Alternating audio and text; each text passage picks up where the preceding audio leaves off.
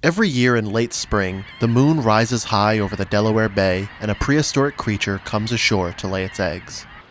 The horseshoe crab has changed little in the over 300 million years it's been on Earth. Tonight, as the crabs crawl out of the shallow waters, they're greeted by citizen scientists from the St. John's Reserve, conducting a horseshoe crab census.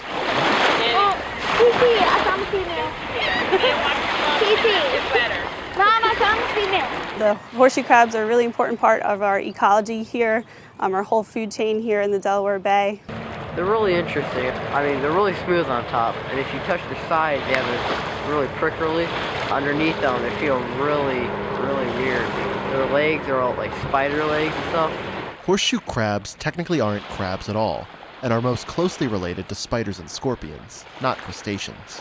That being said, the horseshoe crab tail is perfectly harmless, and while a beach wriggling with sea bugs might look suggestive, the crabs reproduce externally. Females lay clutches of eggs in the sand, and a male, or sometimes several males, follow behind her or hitch a ride on her back to fertilize them. The next morning, the eggs are feasted on by migrating birds who need the protein and calories to complete their trip to the Arctic Circle. Migratory shorebirds come to the Delaware Bay Beaches for one purpose, and that's to eat the horseshoe crab's eggs.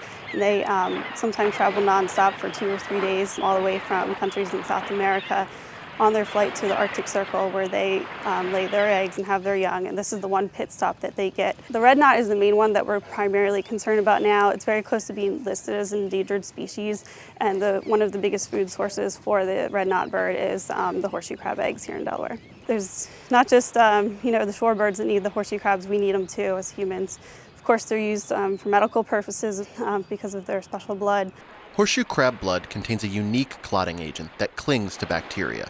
Every single drug on the pharmaceutical market is tested for purity using Limulus amebicite lysate, which can be harvested painlessly from horseshoe crab blood. But of course, the citizen scientists aren't harvesting crabs, they're counting them, conducting the census at semi-random intervals along the shoreline. Once we get to our 20 paces, we put the quadrant down, which are these 1 meter by 1 meter squares, and count the number of horseshoe crabs that are in each square. The top number, the male, and the bottom number is the female, and there's usually a lot more males per female. So. Teresa Sawicki and her 13-year-old son, Eric, have been helping out with the census for 3 years now. Eric thinks he might one day go into a science-related field, and Teresa is happy to spend time with him outdoors. Well, you usually want 4 or 5 times more males than there are females, so probably the 6-to-1 male to female ratio, which looks like we have it. It seems like we're kind of all over the board a little bit. Yeah. We had up to 4 and 0. Because it wasn't like a straight line of crabs. It was just, kind of patchy, Very Sometimes patchy tonight, yeah.